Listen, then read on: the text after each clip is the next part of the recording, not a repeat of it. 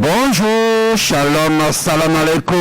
Il est 11h, passé de quelques secondes, et nous sommes prêts au studio pour vous accompagner dans le club de la presse durant cette journée du mercredi 25 novembre 2020. Merci à vous toutes et à vous tous qui nous écoutez un peu partout en Lomé, ici sur les ondes de Canal FM à Nero, avec Radio Lumière à Sokoré, Central FM qui nous retransmet, pendant que vous écoutez également sur les ondes de Radio Sama FM Niamtougou, ou encore les auditeurs de Radio Courtoisie depuis Gabon. Nous n'oublions pas nos premiers partenaires Radio Daoul en pays Bassa. Vous écoutez également sur tous les 5 continents, en Afrique, en Asie, dans les Amériques, en Europe, en Océanie, un peu partout. Vous êtes toutes et tous les bienvenus. À la technique d'Atevi Thomas, Michel Vitogbe Tomega. Et Jérôme Dakoutia va arriver incessamment pendant que le plateau se peuple. Le temps que nous vous annoncions le menu de cette émission, nous allons parler des questions de santé, notamment l'apparition de santé éducation aujourd'hui avec Gadiel Tonadi. Bonjour. Bonjour à tous ceux qui nous écoutent. Le micro. Et ça c'est bonjour. Merci. Santé aussi, nous allons parler de la riposte au nouveau coronavirus avec les chiffres du jour et quelques activités au sein de sociétés qui veulent constituer une parade contre le coronavirus et d'autres questions également d'actualité avec Abbas Issaka de l'Emmanuel Libéré. Bonjour. Bonjour Jalou, bonjour à tous les auditeurs du Canal FM. Merci. Sylvestre Béni de la Manchette, bonjour. Oui, bonjour, ça c'est bonjour à toutes et à tous.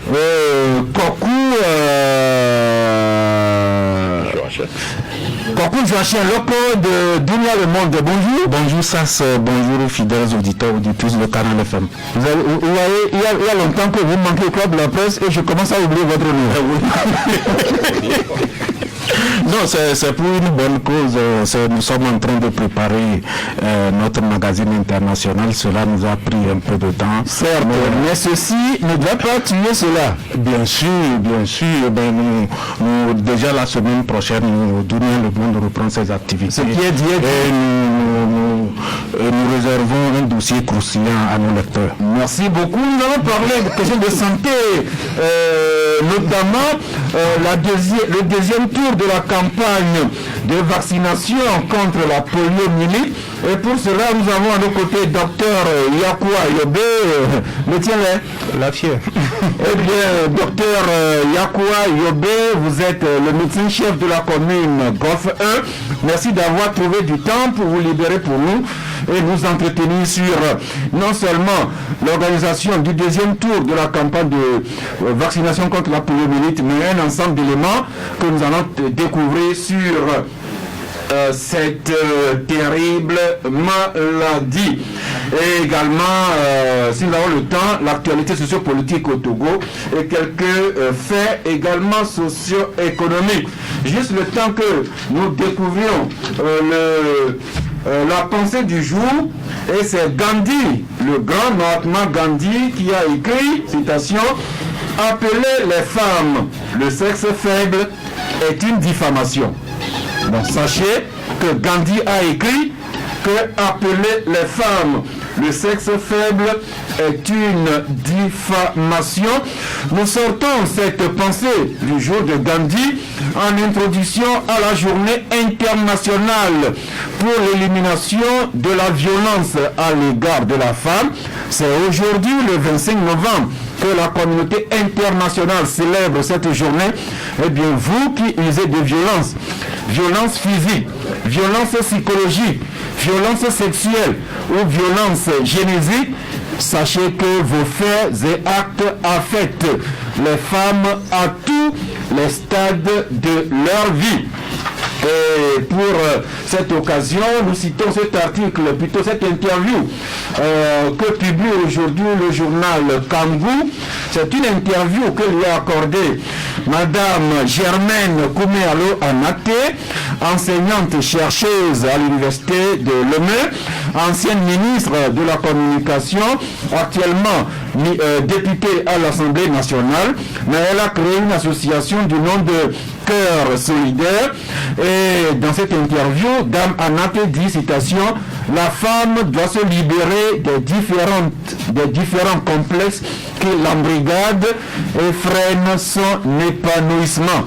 J'ai le bonheur d'avoir des hommes mariés autour de la table ici.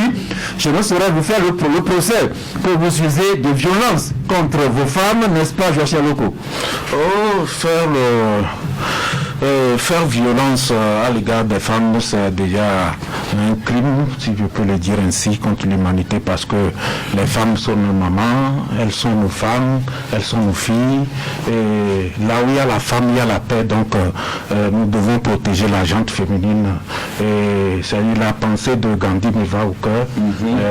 Les femmes ont une très grande personnalité, vous avez dû le remarquer, que là où la femme est, il y a la paix, il y a la joie, là où la femme il y a le bonheur. Vous en savez quelque chose. On ne peut pas aller chercher femme à Lama et ne pas dire que là où se trouve la femme, là où se trouve tout. Donc, c'est la journée internationale pour l'élimination de toutes les violences à l'égard des femmes. Et les Nations Unies nous disent que les conséquences néfastes de la violence à l'égard des femmes sur le plan physique, sur le plan physiologique, sur le plan psychologique, sur le plan sexuel et sur le plan génésique, eh bien, toutes ces conséquences continuent d'affecter les femmes à tous les stades de leur vie. Sébastien, nous sommes d'accord? Oui, on est d'accord parce que vous savez, j'ai souvent l'habitude de dire que faire violence sur une femme, c'est une forme de lâcheté. C'est une forme de lâcheté. Donc, la gente féminine est à protéger. Et même si je partage, et du moins la citation donc de Gandhi qui dit qu'appeler la femme sexe faible, c'est une discrimination. Une diffamation. Une diffamation.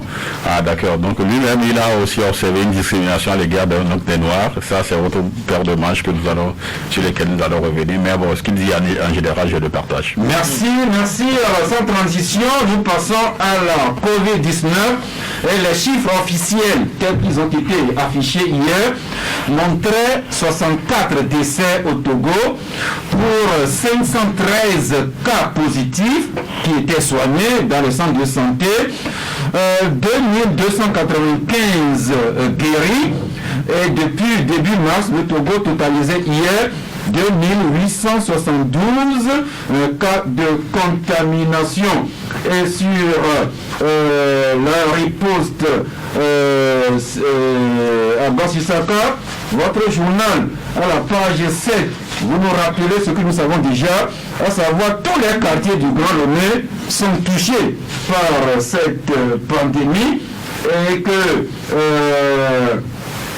autre journal qui s'y intéresse, c'est la manchette qui nous écrit d'abord à la page 5.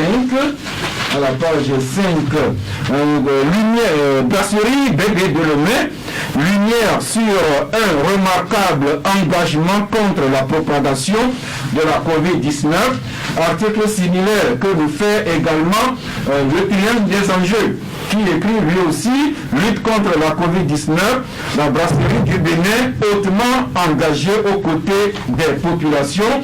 Et toujours sur la COVID-19, c'est l'ancien ministre Horacio Beno Freitas qui a été contaminé, qui a été admis au CHR Lomé Commune, qui en est guéri et qui a ce courage-là d'écrire ouvertement pour témoigner sur la réalité de la pandémie et comment il en a été victime lui-même. Abbas Issaka, sur les activités, d'abord la contamination vue par toi, le nez ici, les efforts des sociétés comme la brasserie du Bénin et surtout le témoignage vraiment poignant de l'ancien ministre Horacio Beno Freitas. Effectivement, vous savez, nous avons fait l'article selon les déclarations du docteur, du coordonnateur du commandant Djibril.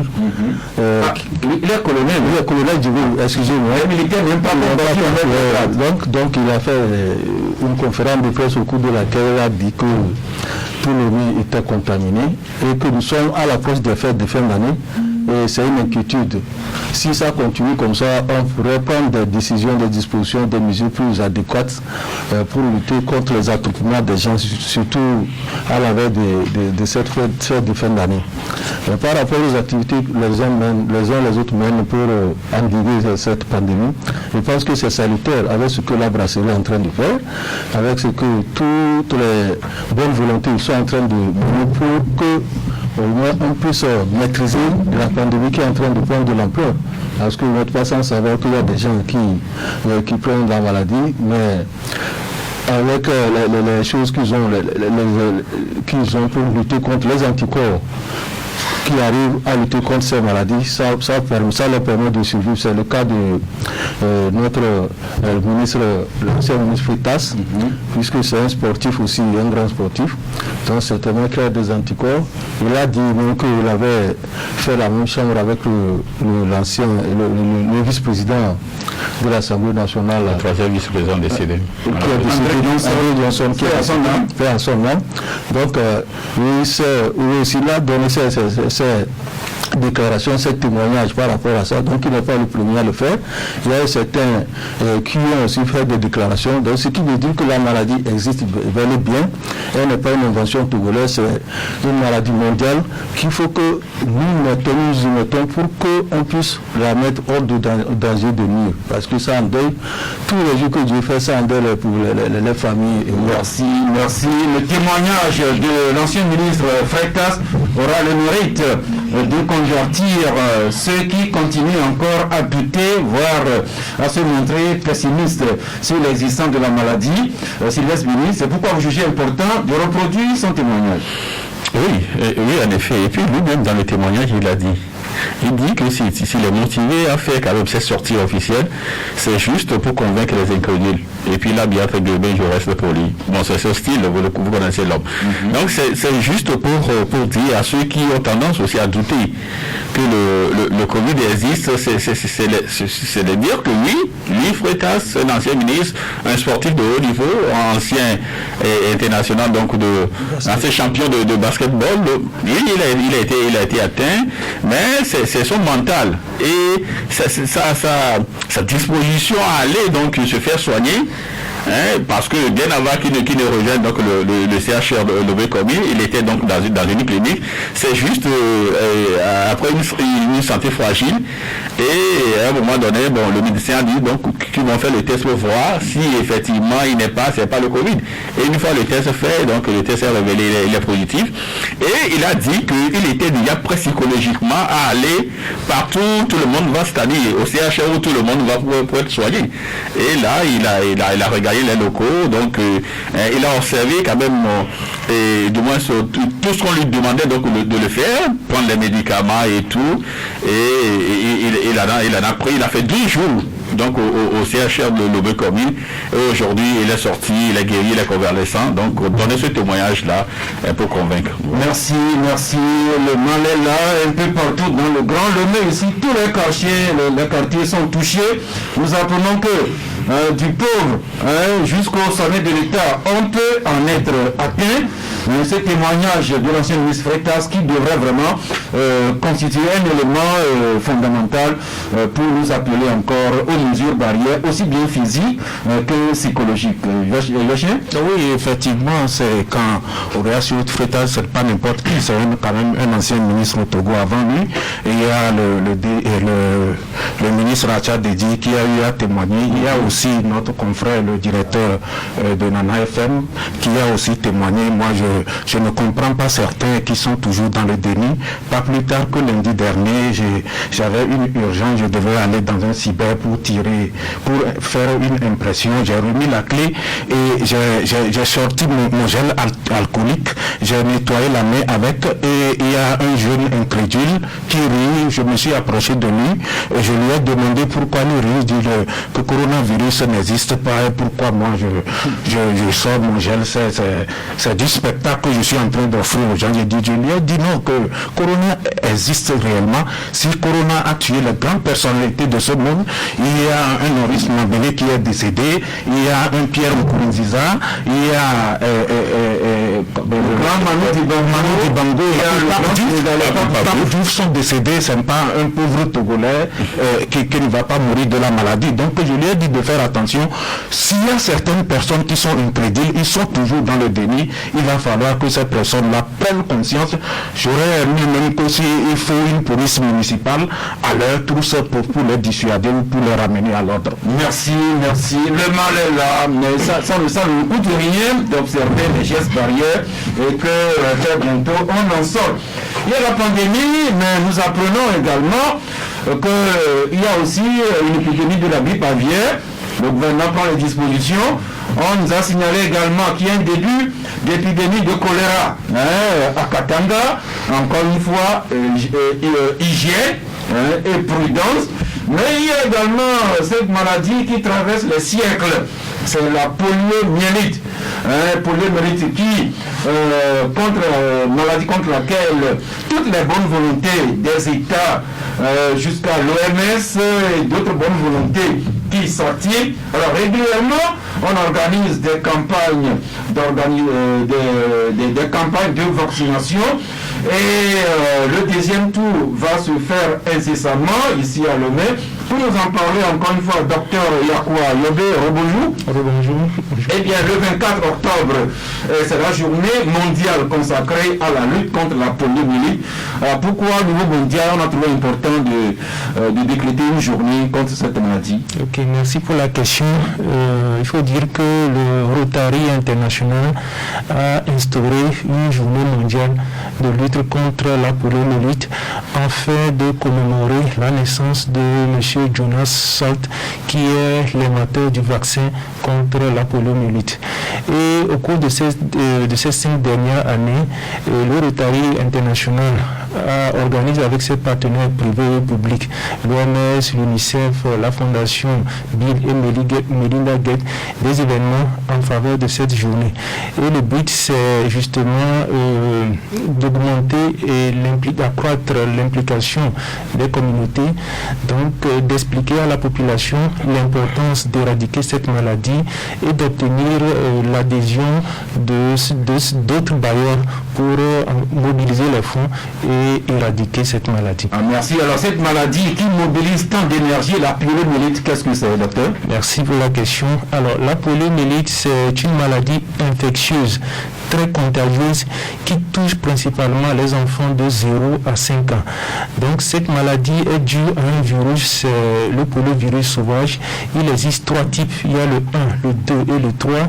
Et ce virus affecte le système nerveux et est responsable d'une paralysie des membres inférieurs. Mais ça touche principalement les membres inférieurs, mais il faut dire que les membres supérieurs aussi sont touchés. L'occasion pour nous de saluer au sein de la presse 2 à 3 confrères qui souffrent de la poliomyélite, mais qui témoignent tellement de courage. Vous les voyez sur le lieu de reportage. Il y en a même qui viennent, qui montent l'escalier pour venir aussi au studio de Canal FM. Chers confrères, vous êtes salués. Eh bien, docteur Yakwa, quels sont les signes par lesquels la polio se manifeste-t-il? Alors, les signes de la poliomyélite, il faut dire que la plupart des mamans doivent mener les enfants à l'hôpital pour une fièvre, des céphalées, une raideur de la nuque, des douleurs aux membres et des vomissements. Mais le principal signe est l'apparition aiguë, soudaine, d'une paralysie flasque, c'est-à-dire le membre tombe comme un bois mort, donc une paralysie flasque des membres inférieurs. Et devant ces signes-là, il faut rapidement amener l'enfant dans un centre de santé ou interpeller l'agent de santé communautaire. Et quelle est la situation de la police ici au Togo, chez nous? Alors, la situation de la poliomyélite, comme je l'ai dit au début, c'est une maladie qui est causée par un virus, c'est le poliovirus sauvage. Et il existe 3 types, 1, 2, 3. Mais il faut dire que ce poliovirus sauvage a été éradiqué. Mais entre-temps, il a subi une mutation. Donc, et c'est cette mutation qui conduit actuellement au cas de poliomyélite qu'on rencontre aujourd'hui. Donc, on a recensé depuis le début d'année dans la région maritime et Grand Lomé 9 cas de poliomyélite. Donc, dû à ce virus muté. Et c'est pourquoi l'État togolais, les partenaires ont décidé d'organiser une riposte contre la maladie. Vous disiez tantôt que la polio est une maladie contagieuse. Alors, comment est-ce que ça se transmet? Ok, merci pour la question. La transmission de cette maladie se fait essentiellement interhumaine et s'effectue essentiellement par voie orofécale, donc par l'intermédiaire d'aliments souillés ou d'eau souillée par le poliovirus sauvage. Encore une fois, hygiène. Voilà, encore une fois. Hygiène individuelle, hygiène publique. Tout à fait. Merci. Alors, est-ce qu'on peut lutter contre la poliomyélite, cette maladie tellement invalidante? Oui, le seul moyen efficace de lutter contre cette maladie repose sur la prévention, c'est-à-dire la vaccination. Donc, il faut justement vacciner nos enfants et c'est le seul cadeau qu'on peut offrir à nos enfants, car la vaccination permet d'éviter les maladies qu'on peut attraper. Alors récemment, le Togo a organisé une campagne de vaccination dans la région maritime et Grand Lomé. Voulez-vous nous en parler un peu de cette campagne? Oui, effectivement, c'est suite à l'apparition de ces cas de poliomyélite que le gouvernement a, en collaboration avec ses partenaires, donc ils ont décidé d'organiser une campagne de riposte contre la maladie. Donc normalement il est prévu 2 tours. Donc le premier tour a eu lieu en septembre et c'est le deuxième tour que nous allons organiser à partir de demain, donc du 26 au 29 novembre 2020. Donc au cours de cette campagne, notre objectif c'est de vacciner 100% des enfants, donc de rechercher les cas de paralysie flasque, donc des cas de poliomyélite qu'on a dans nos maisons et de prendre en charge les effets indésirables des médicaments donc liés au vaccin qu'on va administrer aux enfants si il y a effectivement des effets indésirables. Donc, en gros, c'est ce que je peux dire. Donc, la campagne qui va se dérouler du 26 au 29, c'est le deuxième tour. Voilà, c'est complément de ce qui a été déjà fait en septembre dernier. Voilà. Alors, dites-nous, Dr. quelles sont les dispositions qui ont été prises pour que ce deuxième tour de vaccination soit une réelle réussite? Ok, donc beaucoup de dispositions ont été prises. D'abord, il y a eu, nous avons rencontré les leaders communautaires. Donc particulièrement moi dans la commune du Golfe 1, donc tous les chefs cantés, les chefs cantons, les chefs quartiers, les imams, les prêtres, les responsables d'associations d'ONG ont été conviés à une réunion où on les a encore parlé de la maladie. Donc on a, en quelque sorte, on a voulu qu'ils s'impliquent davantage dans la sensibilisation pour que ce deuxième tour soit organisé. Nous avons aussi organisé des dialogues communautaires dans nos communautés. Donc nous avons aussi impliqué les ASC, les agents de santé communautaire, les chefs quartiers pour aussi avoir leur adhésion. Donc il a été mis à disposition des gens qui vont faire le travail, donc des masques, des bavettes, des gels hydroalcooliques. Donc hier, si je ne me trompe pas, il y a eu une conférence de presse et aujourd'hui il y aura le lancement qui sera fait par son Excellence Monsieur le ministre de la Santé. Donc le deuxième tour c'est du 26 au 29 novembre prochain. Alors pour Thierry Docteur, comme nous sommes à l'heure de la pandémie du nouveau coronavirus, est-ce qu'un enfant souffrant déjà éventuellement de Covid-19 peut être vacciné contre la polio? Alors si un enfant à la COVID-19, c'est que cet enfant doit normalement être hospitalisé, donc se retrouver dans un centre de prise en charge. Donc cet enfant ne peut pas bénéficier du vaccin. Donc à sa guérison ou à sa sortie de l'hôpital, il pourra en bénéficier. Mais il faut dire que les autres enfants qui n'ont pas la maladie, qui sont bien portants, qui sont dans le quartier, sont les concernés par cette campagne. Merci, docteur Yakou Ayobe, médecin-chef de la commune Golfe 1. Merci de rester à nos côtés. Bientôt à 12h, nous allons ouvrir les antennes. Peut-être qu'un auditeur voudra en savoir davantage. Et pour cela, 4 numéros à votre disposition. Le 22, 21, 33, 74, ou le 22, 20, 19, 68, ou encore le 91, 36, 63, 75, et enfin le 98, 87, 78 et 37. Vous devez pouvoir tomber sur nous par le biais de ces 4 numéros pendant que nous embrayons directement sur Santé et Éducation. Dadiel, rebonjour. Oui, ça c'est le bonjour. Alors les épidémies par-ci par-là, nous avons besoin de fortifiants et d'anti-infectieux pour nous renforcer. Et la Santé et Éducation vous recommande aujourd'hui le tamarin.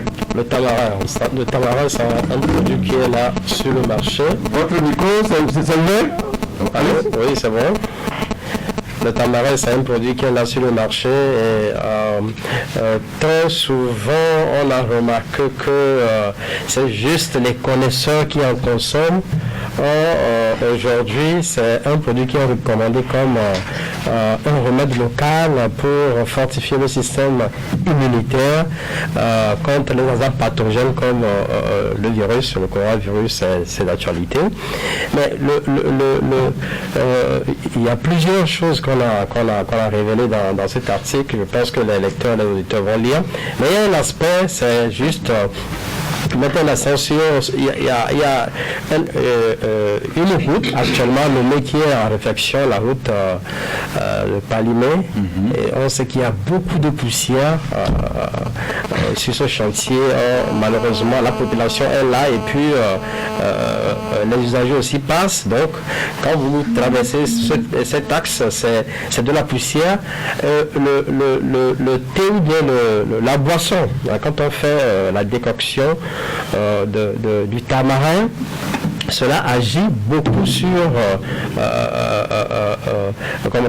sur l'organisme et en temps de grande poussière, cela aide l'organisme à ne pas être infecté parce qu'on sait que la poussière est chargée de beaucoup d'agents pathogènes. Donc c'est très important. Le message c'est de dire à tous les riverains de cet axe, nommé Palimé, de trouver le tamarin et de faire le jeu et d'en boire. Cela va beaucoup les aider. Merci. Le tamarin qui a beaucoup de bienfaits antiseptiques, notamment dans les problèmes urinaires, cutanés et respiratoires, mais d'autres bienfaits que ce tamarin peut vous procurer. L'article est à la page 5. Nous descendons maintenant à la page 3 avec une autre recommandation. C'est cette fois-ci la cannelle que vous nous recommandez parce que cette cannelle peut renforcer l'érection chez l'homme. Je vois tous les regards se tourner vers nous. Oui, c'est important. Vous savez, la cannelle, c'est une épice qui est là aujourd'hui sur le marché. Il faut demander cela au marché ou dans des boutiques spécialisées. La cannelle, cette épice qui a plusieurs vertus, mais dans cette parution, nous mettons l'accent sur son côté aphrodisiaque.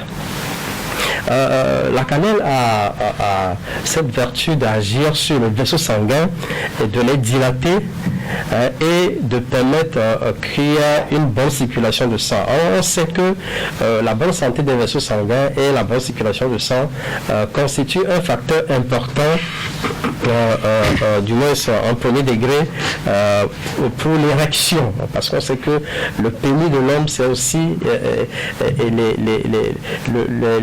veines et tout, la bonne circulation. Donc, c'est très important. Et il y a une recette dans l'article.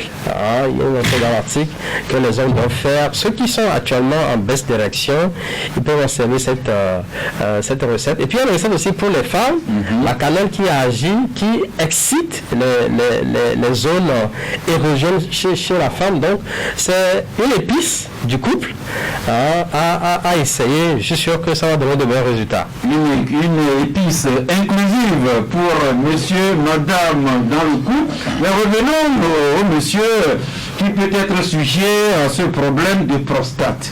Et vous en parlez, la prostate élargie, et vous nous en recommandez les meilleurs remèdes naturels. Mais la prostate, comme vous l'écrivez, c'est d'abord une petite glande dans le système reproducteur masculin qui se situe sous la vessie, et c'est l'élargissement de la prostate qui exerce une pression sur l'urètre, et ce qui cause donc les problèmes urinaires. C'est le meilleur remède naturel que vous nous recommandez, Gadiel. Vous savez, la prostate, vous venez de dire un peu ce que la prostate est, mais d'une manière fonctionnelle, la prostate c'est un organe qui contribue à la formation des spermatozoïdes et puis à la sécrétion de ce liquide, le liquide séminal qui fait ventiler les spermatozoïdes. Donc c'est un organe important dans la vie de l'homme, dans la vie sexuelle de l'homme. Et la semaine passée, on avait déjà commencé par parler de l'impact négatif quand cet organe, la prostate, est malade sur la sexualité de l'homme. Alors aujourd'hui, nous revenons pour ventiler quelques remèdes naturels. On va juste faire rappel comment savoir si on a une prostate malade. D'abord, c'est le fait qu'on ait cette envie pressante d'uriner. Elle est pressante et puis elle est fréquente, surtout la nuit. Et puis, souvent, quand on va uriner, on sent de la douleur. Il y a une difficulté et puis on sent de la douleur. Et puis, à un certain degré, on peut trouver des traces de sang dans l'urine ou même dans l'éjaculation. Et voilà, on sent, en tout cas, d'une manière générale, au niveau du sexe de l'homme, il y a des douleurs au niveau du bas-ventre sur le sexe. C'est vrai que ce n'est pas spécifique à la prostate, mais quand un homme sent ce genre de symptômes, ce serait bien qu'il aille consulter, parce qu'une prise en charge précoce va beaucoup limiter les complications. Donc voilà, il y a des remèdes naturels, voilà, des épices, des fruits que nous avons chez nous, comment les consommer. Il y a des petites recettes aussi dans l'article qui puissent aider tous les hommes à protéger leur prostate. C'est ce petit organe très important, mais quand il souffre, quand il est atteint, il y a des complications. Il faut voir cet article, le lire. Merci. C'est bien de prendre les plantes et autres produits aphrodisiaques, mais il faut s'assurer que la prostate ne vient pas annuler tous ces investissements. À lire dans Santé Éducation, il y a ce petit article, la migraine, et vous écrivez que même l'enfant peut en souffrir. Les parents vont acquérir Santé Éducation à 500 francs CFA et lire pour s'approprier les recettes et les appliquer exactement comme le journal nous les écrit. Pendant ce temps, nous passons à la page sociopolitique, les réalités politiques à la togolaise. Et l'actualité ces derniers jours, c'est ce que vous écrivez, notamment le journal Kangou, qui titre à la page 3, contestation électorale, la dynamique, Monseigneur Podro, qui ne veut pas lâcher prise. Et la DMK qui a appelé à une manifestation de rue le samedi 18 novembre prochain, 28 novembre prochain, et comme l'écrit Kangou, cette manifestation qui devrait se dérouler sur 4 axes et qui devrait toutes converger vers la place Décom. Tingo aussi en parle et écrit à la page 5 que la dynamique annonce des actions communes avec l'opposition ivoirienne et guinéenne, parce que la dynamique peut trouver que le Togo, la Guinée, la Côte d'Ivoire souffrent des mêmes maux, donc l'action doit s'étendre à tous ces pays. Liberté également écrit que Bruno Kodjo vient d'écrire à Fort Nazimbe, avec citation d'un extrait. Vous avez voulu que je reconnaisse votre victoire fabriquée contre un poste de Premier ministre. C'est un document qui circule et dont Liberté se fait écho. Eh bien, en réponse à la lettre d'information de la dynamique Podro de manifester, vous connaissez la riposte. La réponse, c'est non. Comme la lanterne l'écrit, que Boupessi dit non à la manifestation de Monseigneur de la dynamique Podro. Liberté René Dacier écrit que un an après la relecture exigée par l'ONU, la loi Boupessi, toujours appliquée, qui fait que la dynamique Podro ne pourra pas manifester le samedi. Alors l'un des membres de la dynamique Podro, M. Targone Sambiri, qui est le président du parti démocrate socialiste pour l'alternance, qui dit que le Togo se met sur les traces de la Corée du Nord. Parce que la dynamique Podro ne pourra pas manifester. Tour de table sur ce premier sujet, Joachim Logo. Oh, quand même, la politique à la togolaise, ça fait un peu rire pour nous qui analysons cette politique. Je pense quand même que l'élection, nous avons déjà tourné la page de cette élection, l'élection du 22 février 2019, 2020, excusez-moi, et donc nous devons nous focaliser sur maintenant comment, avec cette crise, comment faire pour que le Togolais puisse s'offrir 3 repas par jour. Je pense quand même que c'est l'essentiel, que quand les politiciens nous tournent et nous roulent dans la farine, le peuple ne comprend rien. Et donc, moi j'en appelle à tous les acteurs politiques que tout le monde mette de l'eau dans son verre, que la politique politicienne soit mise de côté, et nous devons mettre le cap sur le développement, sur la relance de l'économie de notre pays. C'est l'essentiel, sinon depuis les années 90, nous sommes dans cette cycle infernal de la politique, élection, violence, contestation, et cela continue après plus de 30 ans. Je pense quand même que les acteurs politiques doivent se raviser et essayer de proposer quelque chose de mieux aux Togolais. Sinon, dans cette politique politicienne, ça ne nous conduira nulle part. Je pense quand même que les acteurs politiques, tout le monde doit même oui, c'est le droit des politiciens de faire de la politique. Même moi, j'estime que depuis février, nous sommes pratiquement après 10 mois après cette élection, qu'on en arrive encore à contester les résultats, alors qu'on sait qu'il y a déjà un gouvernement qui a été formé. Fort Nazimbe ne peut plus laisser le pouvoir et venir dire à son opposant et alors le Togo vient prendre ce pouvoir là. Quand même, bon, c'est de leur droit les politiciens de faire de la politique, mais quand même il faudrait que ces acteurs politiques proposent autre chose. La dynamique Podro continue toujours à contester les résultats, à revendiquer la victoire pour son candidat. Ils veulent manifester, ce qui est un droit constitutionnel, mais Boupessi leur répond que les dispositions qu'ils envisagent pour leur marche du samedi ne respectent pas la loi au Togo qui réglemente les manifestations publiques, et puis Boupessi qui leur signifie que le contexte du coronavirus ne permet pas qu'il marche. Et vous connaissez leur réponse, notamment Mme Johnson et Targone qui s'élève contre cette interdiction qui leur a signifié. Joachim? Sylvestre. Non, je crois que d'abord il y a une équivoque qui est levée.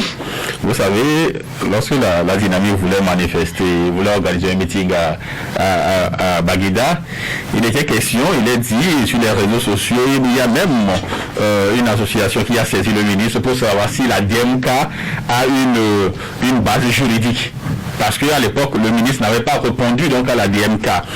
Mais aujourd'hui, si le ministre répond à cette DMK, ça veut dire déjà que du moins, les partis, et à l'époque je disais que même si la DMK, la dynamique nationale, n'a pas une base juridique, il y a des partis, c'est des partis qui composent cette DMK et qui sont reconnus par l'État. Donc, c'est cette partie-là qui envoie en réalité la lettre d'information et non d'autorisation, la lettre d'information au ministre pour manifester. Maintenant, moi je savais que le ministre devait quand même se ranger sous ce prétexte-là de coronavirus, parce qu'ailleurs, même hier encore en France, les gens ont manifesté.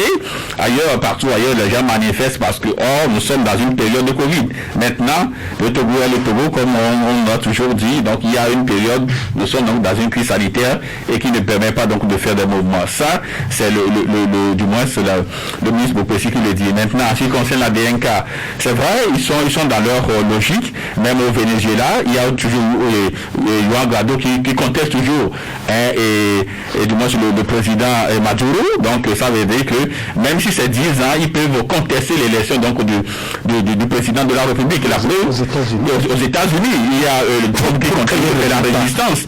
Si nous prenons, et l'ANC avait marché dans ce pays de 2010 à 2015 pendant 5 ans pour contester et la victoire donc du président Fonya Singé. Donc ils sont dans leur rôle de contester les résultats.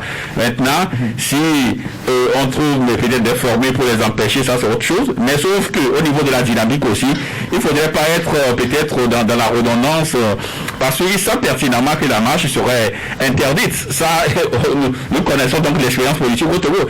Ils savent pertinemment que le ministre ne va pas quand même accepter à ce qu'il marche. Mais ils ont quand même fait du moins c'est le pas pour voir sa réaction, et ce serait toujours la même chose tant que les gens ne prendront pas conscience que à un moment donné il faut obliger les gens à accepter certaines choses. Merci. Abbas Zakar. Oui, je pense que la dynamique, comme l'a dit Sylvestre tout à l'heure, savait que cette marche ne sera pas autorisée. Et puis je ne pense pas que les arguments sortis par le ministre même concernant la COVID-19, il a évoqué certains points dans il a évoqué les articles de la marche de la manifestation publique, où au lieu de choisir un seul itinéraire, un seul point de départ et un seul point de chute, la dynamique a fait cas de plusieurs points quatre points de départ pour chuter à 2 coins. Donc c'est sur là même que le ministère a travaillé en sortant ces articles. Ce qui veut dire qu'il est dans son droit. Le ministre a rappelé également que la loi de Jonah aussi il n'y a même pas de loi de il n'y a pas de loi. Il n'y a même pas la loi de Jonah, la loi sur les manifestations. La loi de Jonah révisée.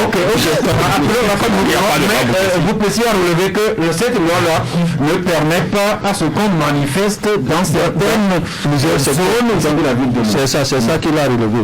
Et cette situation, même si on ne l'interdisait pas, je ne pense pas que les populations vont répondre à cette marche, parce que les gens sont déjà fatigués de tout ce qui se passe aujourd'hui.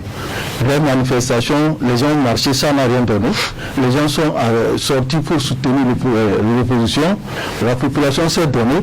Et finalement, on est toujours dans la même logique de marche, dans la même logique de contestation. Parce que nous étions ici quand, de 2010 jusqu'à 2015, on ne va pas faire la marche. Mais maintenant, le problème qui se pose, c'est comment remobiliser la population, pas à partir de la marche. Laissons ça aux partis politiques. Le problème, c'est que la dynamique peut marcher et le gouvernement leur signifie. C'est que ça ne peut pas aller. C'est ça que c'est ça que je suis en train de dire. De changer d'autres choses que de dire d'appeler les gens à marcher, alors que la population elle-même est fatiguée de ces gens de situation. Parce qu'on peut pouvoir envoyer des gens au front, on les blesse, on les emprisonne et il n'y a pas de réaction. Il y a un front, c'est bon. C'est la marche. Merci. Quittons la dynamique et ça marche. Et intéressant à un parti qu'on trouve beaucoup sur les lieux publics, mais qui s'illustre ces derniers temps par voie de presse.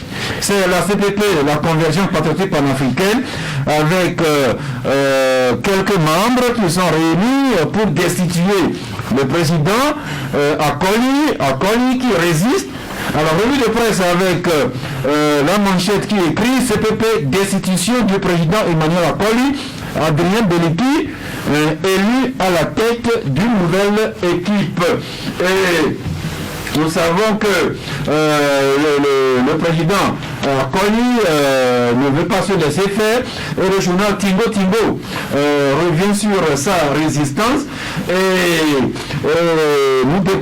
puis Togo Matin qui écrit que le président du bureau provisoire de la CPP, Adrien Beleki Akwete, qui contre-attaque. Sylvestre Bénis, qu'est-ce qui se passe au juste au sein de la CPP? Bon, juste pour faire court. En réalité, ils ont organisé, la CPP, ils ont organisé donc un congrès le 7 décembre 2019 où M.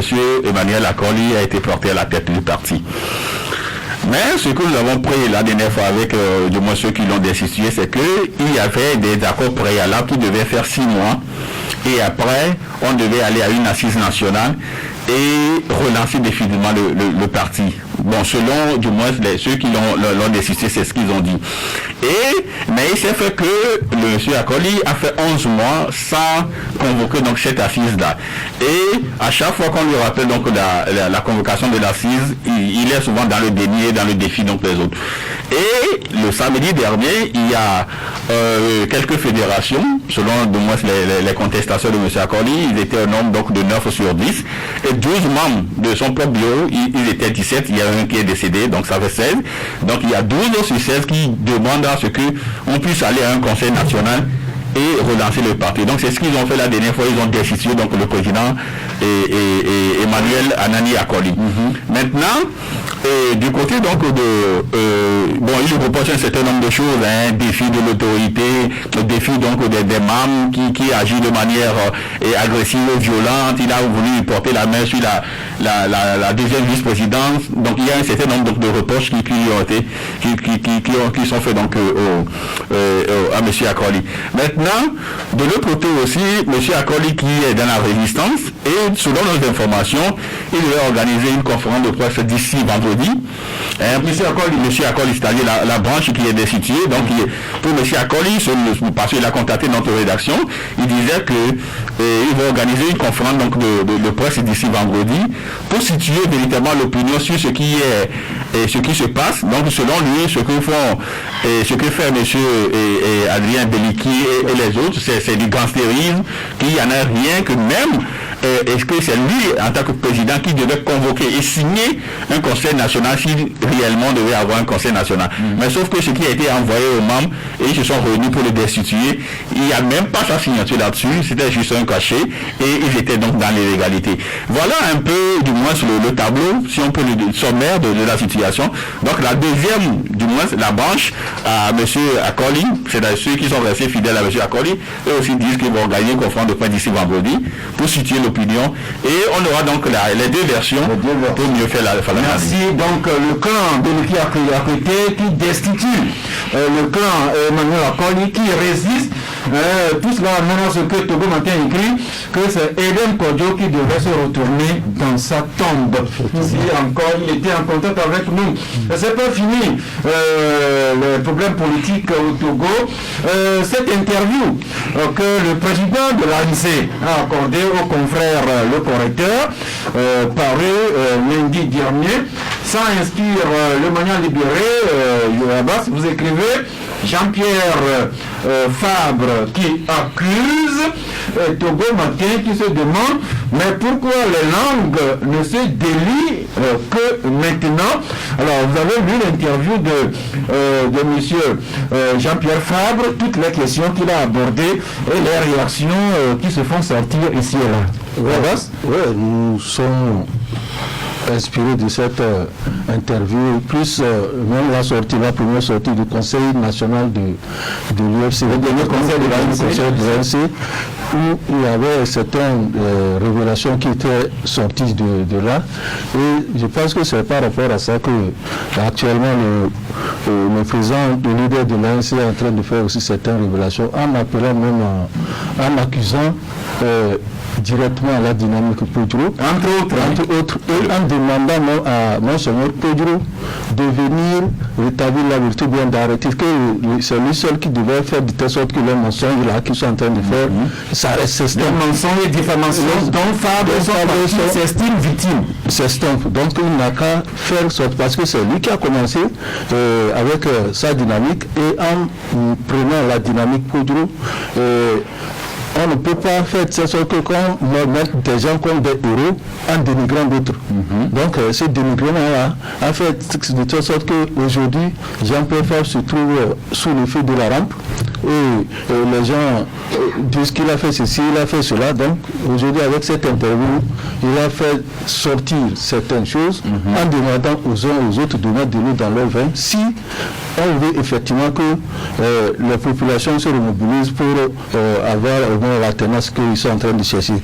Et c'est pour ça qu'il appelle, il accuse beaucoup le PNP, il a accusé la dynamique Pedro, en demandant à Monseigneur Pedro de sortir de sa logique pour dire ce qui ne va pas exactement et de rétablir les choses afin que la population puisse avoir des... Merci. Entre autres questions, Fabre qui a revenu également sur cette affaire de 30 millions de francs CFA que leur a gracieusement offert le président Alassane Ouattara, qui ne finit pas de livrer sa vérité.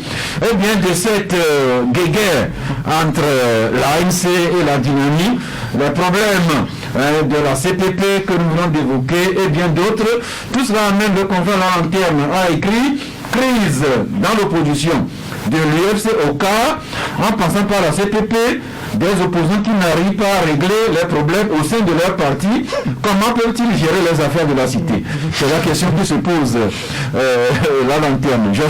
Ça, c'est une question très pertinente parce que on ne comprend pas toujours cette opposition qui laisse la proie pour l'ombre.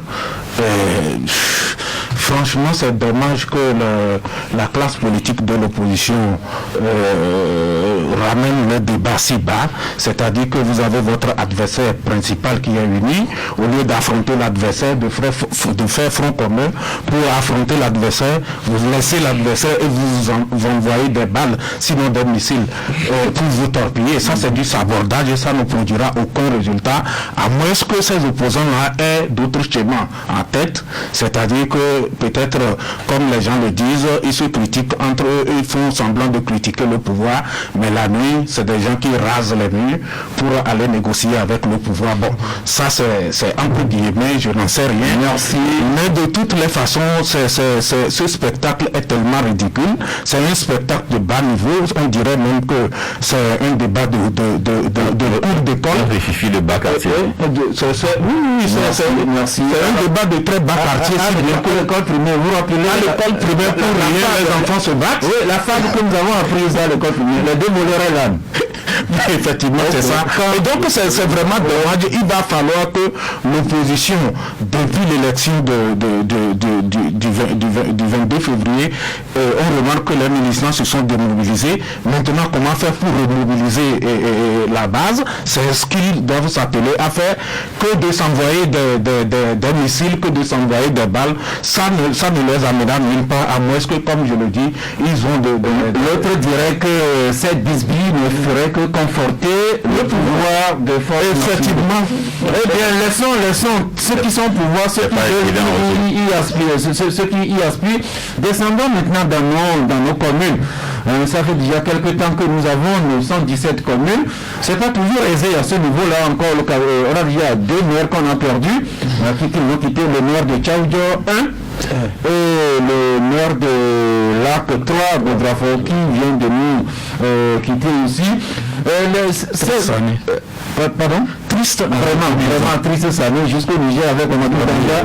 C'est pourquoi nous devons remercier Dieu que nous sommes là et espérons que nous serons encore là pendant longtemps. Alors revenons donc dans les communes avec quelques petits soucis. Vous revenez sur cette dernière sortie du ministre Boupessi qui portait sur la création des taxes anarchiques et des faux frais dans les mairies. un rappel à l'ordre du ministre Boupessi, ça c'est d'un. De deux, vous évoquez cette inquiétude de certains maires qui s'interrogent sur le cas des personnes étrangères qui viennent envahir leur commune. Abbas. Oui, effectivement, la décision du ministre par rapport à ces faux frais et à ces taxes anarchiques que certaines communes sont en train de fixer a été une bonne chose parce que même au niveau des communes, ça a été salué. Mais il y a un problème que les maires de certaines communes ont soulevé, c'est le fait, surtout sur le plan agricole, où le soja et autres, les gens viennent acheter, parce qu'il y a aussi des gens qui sont dans l'informel, qui font de commerce de ces produits agricoles. Et ces gens-là qui font, il y a ceux qui sont là, qui sont dans le formel, et ceux qui sont dans le formel, lorsque le ministre a pris cette décision, les maires ont convoqué, ont invité plutôt les Togolais qui sont dans leur commune à venir se signaler afin de pouvoir mener une lutte contre les étrangers qui envahissent. Alors c'est étranger par rapport à la commune ou bien étranger par rapport au Togo? C'est étranger par rapport au Togo parce qu'il y a des gens qui passent par des frontières. Ça, ils traversent les frontières. Par exemple, la porosité de nos frontières. Voilà, ils traversent les frontières, ils repartent et ils viennent, ils achètent le soja. Ils le traversent sans passer par la douane pour être frappés de frais de douane. Alors que les frontières officiellement ne sont pas encore ouvertes. Les gens viennent faire ça. Donc c'est pour cela que nous avons soulevé les inquiétudes. Le fait de sorte que est-ce que l'État pourrait les aider à faire une taxe commune, même s'il y a des informels aussi, qui puissent être frappés, parce que ces taxes souvent leur permettent de faire du développement de leur commune, d'avoir un peu d'argent pour développer leur commune. Et c'est ça l'inquiétude qu'ils ont soulevée, de voir le cas de ces étrangers qui envahissent les communes, surtout au niveau de Sotouboua, au niveau de Sokodé, au niveau de la Bina, où les frontières sont côte à côte, Alors c'est vraiment une interpellation. Comment verrer en sorte que n'importe qui ne vienne pas au Togo sans qu'on sache qui il est, d'où il est passé, ce qu'il est venu faire. Au-delà de ces soucis de nos communes, c'est même des questions de sécurité qui pourraient se poser. Si des gens peuvent venir d'ailleurs, venir faire ce qu'ils veulent et repartir comme ça incognito, encore une fois, une interpellation dans le jardin c'est une interpellation dans la force de sécurité pour le respect de nos frontières. Oui, à ce niveau, je crois que nos forces donc, de défense aussi en sont pour quelque chose, parce que pour que les gens viennent ici et repartent, nécessairement ils vont traverser les frontières que nous disons poreuses, mais il y a du moins ces quelques éléments donc des forces de défense qui sont là et qui prennent souvent 100 francs à l'entrée et 100 francs au retour, soit 200, et parfois s'ils sont nerveux, ils montent jusqu'à 1000 francs. Bon, c'est à prendre ou à laisser, vous passez, vous payez 1000 francs, vous sortez, vous payez 1000 francs. Donc c'est eux aussi qui doivent être au moins patriotes et conscients que nous sommes dans une situation où il faut veiller donc à la sécurité donc, du pays et pour ne pas laisser n'importe qui venir repartir comme nous sommes nous-mêmes. Et puis de d'autres choses, il y a en ce qui concerne les tasses, ça je ne vais pas donner donc pour l'instant le nom donc de la mairie, de la commune, mais nous allons en venir. Il y a un maire qui a demandé donc à une famille de donner 10 000 francs pour sa signature. J'explique. C'est-à-dire qu'il y a une famille qui projette de faire une cérémonie de fiançailles à la maison. Donc pour éviter, à la maison. Oui, à la maison. C'est pas dehors à la maison. Donc pour éviter tout impondérable, ils ont décidé donc d'aller informer donc le maire que voilà, il y aura une série comme ça. Donc peut-être que si en passant les gens voient des motos, tout ça devant la maison, qu'on voulait savoir ce qui se passe. Donc il veut juste informer le maire pour qu'il soit qui ne vit pas une situation et du moins quand peut-être on peut aussi venir les arrêter et suspendre la cérémonie. Et pour cela, le maire ils sont arrivés, ils sont allés donc à la mairie et ils ont donné l'information. D'abord on leur dit donc de faire une note avec un terme de 500, je crois que le débat ne se pose pas là-dessus. Maintenant, l'autre, c'est qu'il doit donner 10 000 francs, parce que la signature du maire vaut 10 000 francs. Ah bon? La signature du maire vaut 10 000 francs. Et je vous dis que pour l'instant, je ne vais pas donner le nom de la mairie, mais je vous dis que ça se trouve dans la multiplicité de la commune de Golfe. Pour l'instant, je ne vais pas donner le nom donc, du maire. Mais s'ils arrivent donc à prendre ces 10 000 francs de cette pauvre famille-là, nous allons donner leur nom. Merci. Pour terminer, il y a 2-3 semaines, tout le Togo s'était réjoui du classement Millennium Challenge Corporation. Le Togo qui a satisfait 15 indicateurs sur 20. L'information a été traitée au haut sommet de l'État. Le MCC nous avait dépêché une émissaire pour nous en informer, mais comme c'est le travail de la presse, c'est laisse venir la manchette jette un regard plutôt critique sur ce dernier classement du MCC.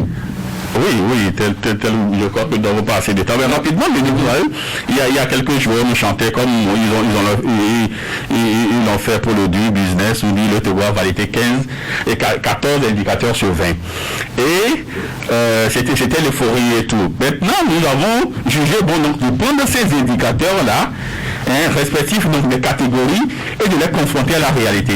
Vous savez, il y a pour le MCC, c'est-à-dire le Millennium Challenge Corporation, il y a d'abord 3 catégories à observer. C'est-à-dire la catégorie de bonne gouvernance, la catégorie de la liberté économique et la catégorie donc de l'investissement dans le capital humain. Si vous prenez ces 3 catégories renferment des indicateurs. Et ces indicateurs renferment des domaines spécifiques qu'il faut évaluer. Je donne juste un exemple. Vous prenez le domaine donc, de la catégorie de la bonne gouvernance. Dans la catégorie de la bonne gouvernance, vous avez un indicateur comme les droits politiques. Et dans les droits politiques, vous avez des domaines spécifiques à observer qui est presque la qualité du processus électoral, qui est du moins l'indépendance de pluralisme politique, qui est aussi le contrôle. Donc, vous avez décortiqué. Vous avez ces éléments-là. Maintenant, il y a, si vous prenez par exemple l'indicateur liberté civile, par exemple, vous avez des domaines à observer comme l'indépendance de la justice. C'est-à-dire c'est ce domaine-là à scruter pour valider les indicateurs. Et lorsque vous confrontez tout cela à la réalité, c'est-à-dire prenons juste droit politique et qualité du processus électoral. Et vous savez déjà ce que nous voyons depuis août 93 que nous organisons les élections depuis l'avènement du multipartisme. Depuis août 93, il y a toujours des élections qui sont contestées. Même la dernière élection présidentielle est contestée. Donc ça veut dire que déjà la qualité du processus électoral est déjà mise vous confrontez les critères à la réalité. C'est-à-dire tous les critères spécifiques aux 3 catégories, j'ai pris cela et confronté à la réalité pour voir ce qui se passe. Lorsqu'on nous parle par exemple de l'indépendance de la justice, vous savez ce que c'est que la justice togolaise. Mais comment est-ce que le Togo est arrivé à valider donc ces domaines-là qui donnent un indicateur pour que la catégorie soit validée? Donc c'est ce travail critique que vous avez fait. Justement. Et vous êtes arrivé à quelle conclusion? Donc, lorsque vous évaluez du moins les 3 catégories, c'est l'évaluation finale des 3 catégories, il n'y a que la catégorie liberté économique où le Togo a fait beaucoup plus d'efforts. Donc ça veut dire qu'en réalité, cela ne permet pas au Togo d'avoir au moins de valider 14 indicateurs sur 20. C'est inadmissible. Si vous prenez juste et vous confrontez à la réalité avec honnêteté et sincérité, vous verrez qu'en réalité c'est votre travail d'observation critique, mais on nous a expliqué quand même tous les mécanismes et tous les acteurs qui interviennent et qui confortent quand même que le Togo a satisfait à 15 indicateurs sur 20. Nous sommes à 15 sur 20. Nous sommes 2e en Afrique. Mais le propre de la presse, c'est de chercher aller juste dans les détails. Mais si quelque part on dit que le diable se trouve dans les détails, il faut quand même aller au détail pour conforter l'ensemble. Et bien c'est vrai, quand je chante là, il est 12h passé il y a de 2-3 minutes. Nous allons revenir quand les auditeurs vont entrer en ligne. Une histoire d'amour et de complicité. Ensemble, nous vivons des moments d'intenses émotions et de sensations fortes dans un environnement sain que nous avons su préserver au travers d'une énergie propre. En toute confiance, vous avez adopté Sodigaz, qui est rentré dans votre quotidien. Ensemble, avec vous, Sodigaz est devenu un art, et un style de vie. Faites la différence. Pour les nombreux challenges à venir, particuliers et professionnels, venez découvrir les véritables recettes de bonheur et de bien-être avec Sodigaz. Pour dire stop à la Covid-19, Sodigaz, entreprise citoyenne, vous invite à respecter les mesures barrières. Et pour toutes les bourses, Sodigaz met à votre disposition des plaques foyer de 3 kg et de 6 kg. Sodigaz, nous vous apportons l'énergie. Allô? Allô bébé, mais tu es où là? Oui chérie, je suis un peu occupée. Tu as oublié qu'aujourd'hui c'est chaque partie? Chaque partie? Mais oui, chaque. Les boissons gazeuses de la SLB avec des goûts complètement waouh! Ah oui, Chap! Hey, le goût de ça! Je fonce chez toi. Chap, vraiment, y'a pas mal. Chap, la nouvelle marque de boissons gazeuses de la SLB au goût complètement existant limonade, cocktail et cola au citron. 350 francs les formats 50 centilitres, 200 francs les formats 33 centilitres. 93.5.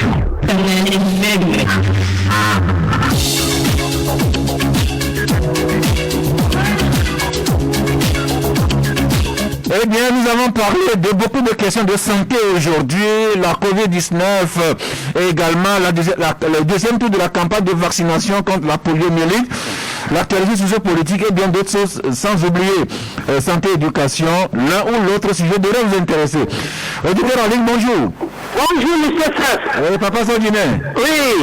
Je remercie tout le plateau. Merci. Ma question s'adresse au docteur. Souvent on dit que la polio, le polio est éradiqué au Togo, qui a des 0 cas. On a dit qu'on a retrouvé un cas par-ci, un cas par-là, et on recommence. Pourquoi? Il y a plusieurs maladies infantiles. Pourquoi à la polio seule qu'on s'attaque? Merci. Le docteur a noté, il va vous revenir bientôt. Nous passons à l'auditeur suivant. Bonjour. Oui, bonjour. Oui. Oui, Pelé, nous écoutons. Oui, je parle le plateau. Et je suis parfaitement d'accord avec l'analyse de confrères sur le plateau. Quand on dit que les sur le plan international et sur le plan national, on ne voit rien. C'est-à-dire, est-ce que le gouvernement est là pour satisfaire l'international ou le national? On demande, dans un pays où le président a dit qu'il mérite sa capacité à la chef du pays, comment il peut avoir ce rang-là? Ça, c'est du fait. Bon, concernant aussi la Covid, et je voudrais demander au docteur, est-ce qu'avec cette Covid-là, on ne peut pas organiser un tournoi que le Togo a député, a refusé et que le Bénin a accepté d'organiser? Cette Covid-là peut...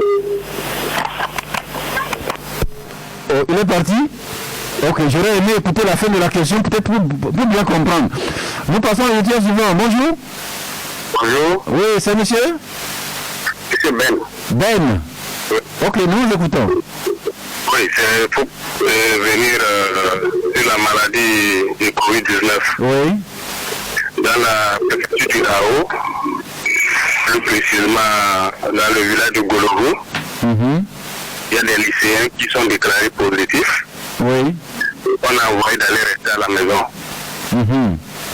Alors, on ne sait pas, le district sanitaire de Hao est à l'écoute.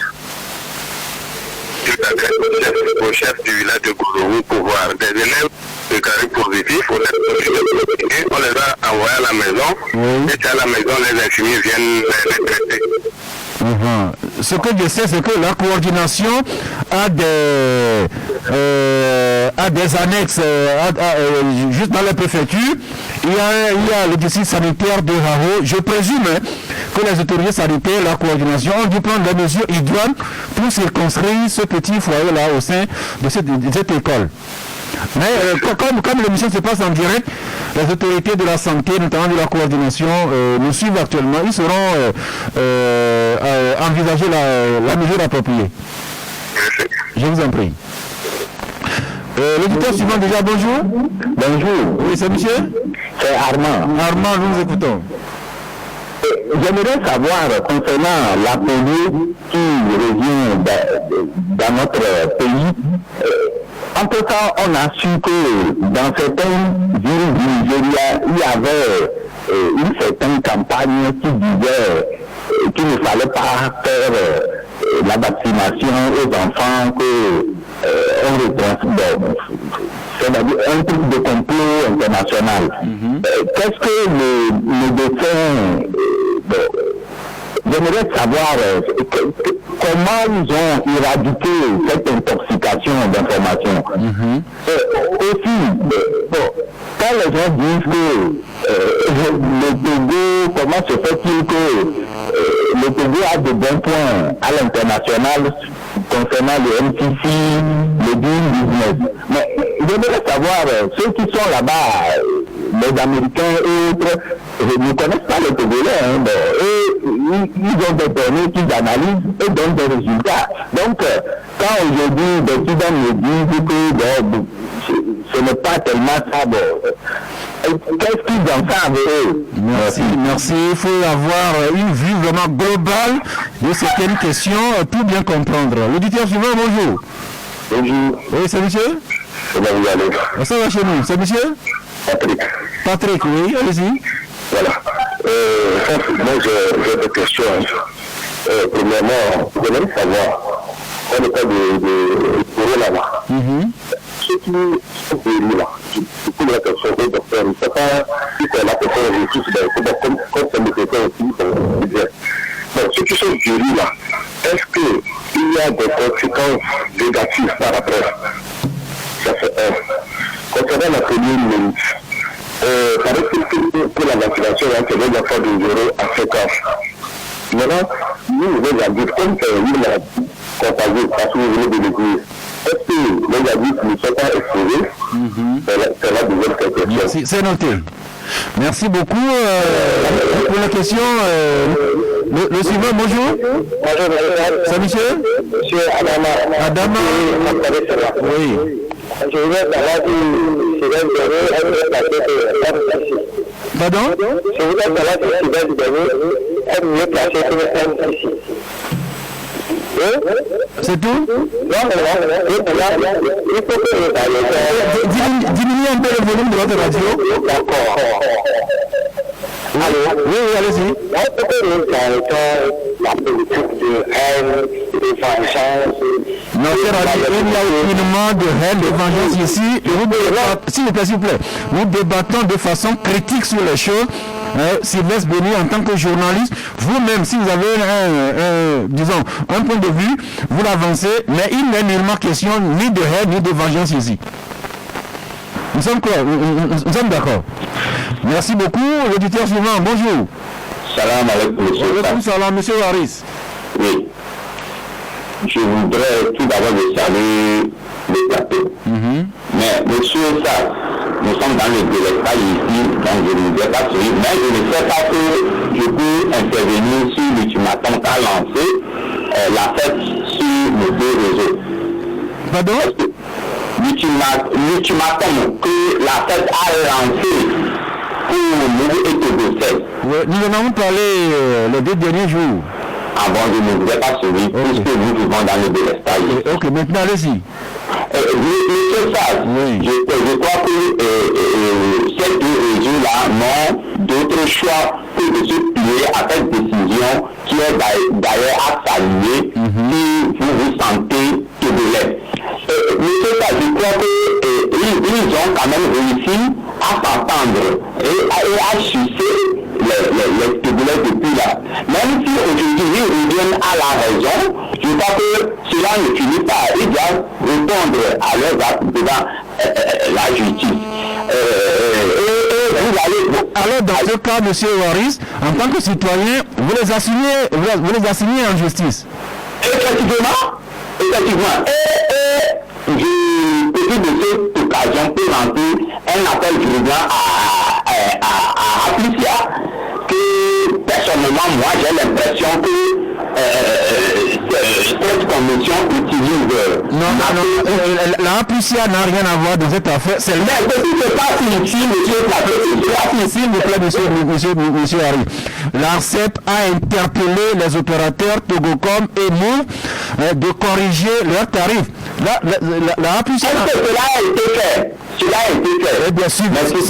Merci, mais suivons l'information quand même au jour le jour. Évitons surtout ce qui peut paraître comme amalgame et confusion. L'auditeur suivant, bonjour. Allô, bonjour, Stas. Oui. C'est M. Kolani depuis Agoué. Nous vous écoutons. Je salue tout le monde sur le plateau. Et il y a un confrère qui nous dit que les élections sont derrière nous. Mais il n'a pas de coup. Mais suivez, ces élections passées ne sont pas derrière le peuple togolais. Nous voulons la vérité de vous. Bien sûr qu'il y a la maladie qui est là. Nous allons faire face à cette maladie, je le dis chaque fois. Il faut la solidarité, mais il faut qu'on soit sincère l'un vers l'autre. Donc, pour ce qui concerne la maladie, je dis au docteur, comme ils sont dans ce comité-là, je dis au chef de l'État, c'est une maladie, c'est la solidarité qui passe. Donc, il n'a qu'à appeler ses collègues de l'opposition pour qu'on s'achève ensemble, pour s'entendre, pour faire face à cette maladie. Il n'a qu'à écouter Macron hier. Macron disait bien que cette maladie vous a permis d'être humble.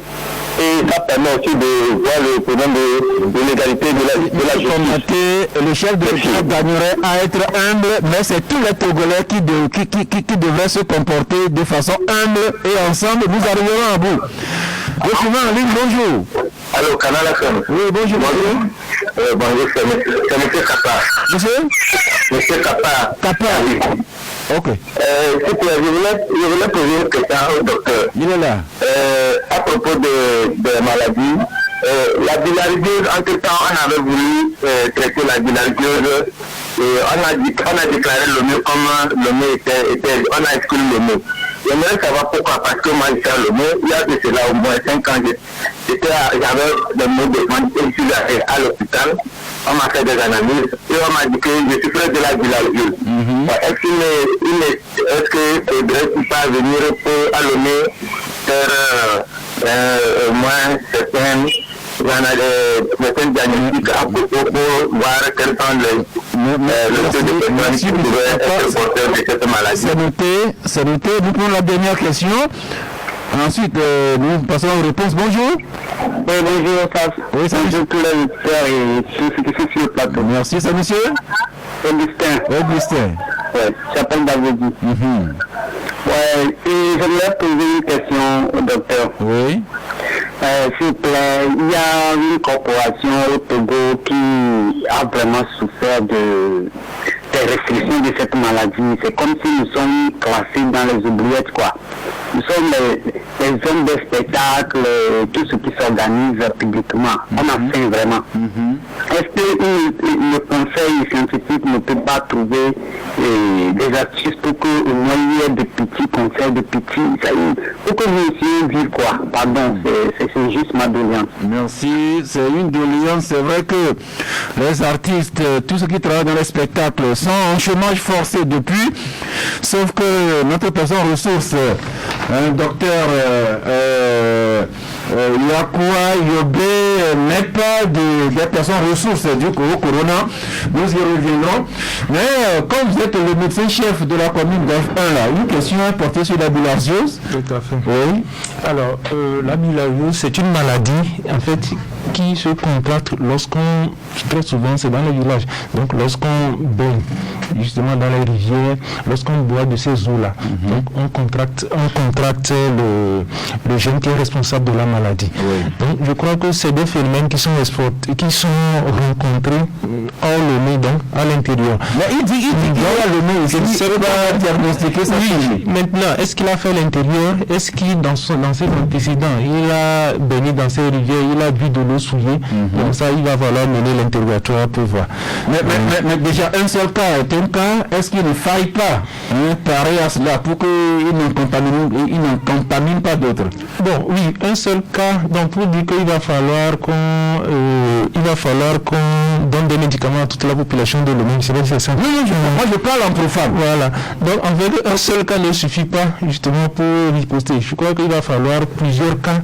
Voilà. Et c'est en fonction de ça que l'autorité décide s'il faut organiser des campagnes de distribution de médicaments. Maintenant, venons dans l'objet de votre passage, la poliomyélite. Est-ce que c'est finalement éradiqué au Togo ou pas? Et je l'ai dit au début de l'émission, le premier cas de poliomyélite a été notifié en 1988. Donc il s'agissait du poliovirus sauvage. Donc, et après 32 ans de lutte, ce virus a été éradiqué. Mais on a remarqué que on a retrouvé encore des cas de poliomyélite. Et le virus responsable, c'est un virus qui a muté.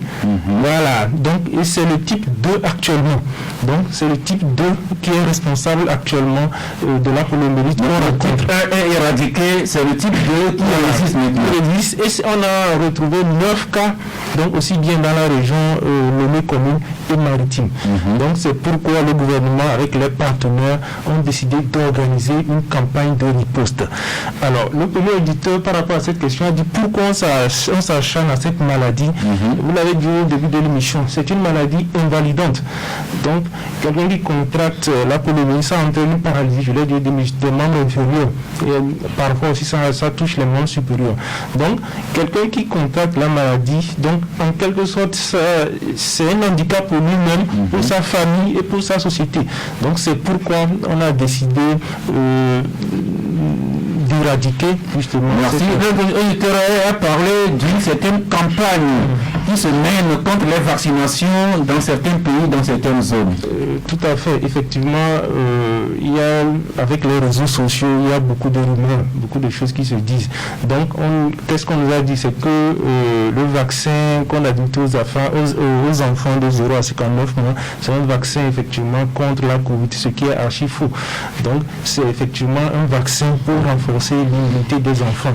Et chez nous aussi, il y a eu beaucoup de sensibilisations qui ont été faites justement à l'endroit des leaders communautaires, des chefs quartiers, des agents de santé communautaire. On a beaucoup sensibilisé la population pour leur dire effectivement que ce n'est pas un vaccin contre la Covid-19, mais c'est un vaccin qui permet de renforcer l'immunité de nos enfants. Donc on réserve bon accueil aux agents de vaccination pour protéger nos enfants. Une dernière question, pourquoi ne pas vacciner les adultes? Oui, la plupart des cas qu'on a notifiés ont été retrouvés chez les enfants de 0 à 59 mois. Donc c'est pourquoi cette tranche d'âge est concernée par la campagne. Merci Sylvestre Béni. Vous avez écouté trois auditeurs sont intéressés à la question. Un vous a soutenu, deux autres vous ont un peu dézingué. Pourquoi vous montrez critique vis-à-vis de ce bon classement pour notre pays?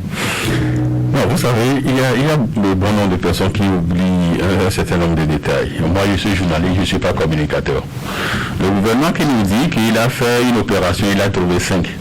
Oui, il a fait une opération, il a trouvé 6. Il revient à moi d'aller au-delà de ce que dit le gouvernement et de voir la manière dont le gouvernement a procédé pour trouver son résultat. C'est de cela qu'il s'agit. Maintenant, quand il parle de haine, il parle de haine, il parle de jalousie. Non, il n'y a aucunement... Je ne suis pas politique, je ne sais pas pourquoi dire. Voilà, il faudrait quand même que nos amis essaient donc de sortir donc de la labinerie. Il faudrait un journaliste doit apporter un regard critique, si vous voulez, constructif de la nation. Parce que les critiques permettent donc de faire mieux. Alors si lui trouve que c'est de la haine, bon, je le laisse dans son appréciation. Aucunement vengeance, mais nous voulons vraiment avoir... Voilà. Le journal est sur le marché, nous avons pris un certain nombre d'éléments, nous avons pris ces indicateurs-là que nous avons confrontés à la réalité et nous avons sorti donc notre analyse. Aujourd'hui, vous conviendrez avec moi que lorsque je dis que non, que la justice togolaise ne travaille pas bien, le gouvernement n'aura pas la même vision des choses. Le gouvernement dira que non, que c'est la meilleure justice que nous avons dans le monde. Voyez-vous, mais il me revient à moi de fonder par un certain nombre d'éléments pour dire que non, ce que le gouvernement dit n'est pas vérifié. C'est un processus qui a 15 sur 20, mais on a écouté les autorités qui ambitionnent même de faire encore plus d'efforts. Peut-être pourquoi pas on va arriver à 20, pourquoi pas. Joachim Loko, monsieur Kamate vous a rappelé que le 22 février n'est pas encore derrière nous. Moi j'affirme et je le confirme que le 22 février est derrière nous parce que qu'on le veuille ou moins, celui qui conteste toujours les élections, il est quelque part, comme il le dit lui-même, dans un champ de maïs et il envoie de façon fréquente des lettres, il fait des nominations. Je pense quand même que c'est du spectacle, c'est de la politique spectacle, puisque lui-même avec conscience, est-ce que cela peut produire un résultat? Est-ce que cela peut produire un résultat? Moi, je ne crois pas que cela puisse produire un résultat. C'est pourquoi ramenons la balle politique à terre et que tous les acteurs, chacun joue joue bien son rôle pour que la... Merci. Nous enchaînons avec le carton de fin d'émission. Vous avez le micro, vous le gardez. Moi j'ai un carton rouge. J'ai un carton rouge. Je pense que moi et mon confrère Gadiel, c'est notre cheval de bataille. Ceux qui font de la vitesse excessive sur nos routes. Carton rouge à eux, arrivé au niveau de la route de contournement qui est une des routes les plus dangereuses de Lomé. Les gens, les automobilistes que j'appelle les chauffards, renversent les lampadaires tous les jours. Il y a des morts sur cette route-là.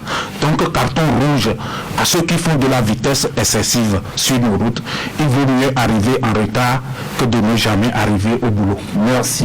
Tous ces chauffeurs, c'est quand même phénoménal. Nous nous plaignons que nos rues ne sont pas éclairées. Et quand on implante les lampadaires, il y a des gens qui les cassent tous les jours. On renverse les lampadaires tous les jours, pratiquement tous les jours. C'est Gadiel, votre carton? Bon, moi je fais un carton jaune aux sociétés de téléphonie mobile au Togo. Aux sociétés de téléphonie mobile au Togo, qu'elles améliorent leurs prestations, parce qu'on en a vraiment besoin. On en a vraiment besoin. C'est la urge, quoi. Merci. Les opérateurs de téléphonie mobile, ce n'est pas seulement l'ARCEP qui vous interpelle, mais c'est vos clients. Nous ne sommes pas satisfaits de vos offres. Il faut que nous ayons le courage de vous le dire. Bassi Saka, votre carton? J'aime pas de carton, j'ai un carton d'encouragement à nos deux clubs, Asco de Kara et Unisport de Sokodé, qui représentent le Togo sur le plan continental. Malgré les difficultés, ils doivent faire mieux leur maillot et se battre pour ne pas connaître le ridicule. Donc c'est un carton d'encouragement pour eux. La dernière fois, je disais que les joueurs d'Asco se sont engagés à se qualifier pour venger, pour honorer plutôt la mémoire de leurs camarades qui ont décidé dernièrement. Sylvestre Béni, votre carton? Non, moi je donnerai un carton vert à l'ARCEP, c'est-à-dire cette autorité de régulation qui essaie donc de remettre les choses sur les rails à ce qu'on soit le mauvais Togocel. Je crois que c'est une onde donc de révolution, mais dans le sens positif du terme, un peu permettre donc à ces deux sociétés-là de revenir donc à la réalité des choses. Merci, docteur Yakoua Yobé, c'est une tradition, un carton vert, jaune ou rouge à une personne physique ou morale. De préférence, un sujet, une personne qui n'a pas été évoquée au cours de l'émission.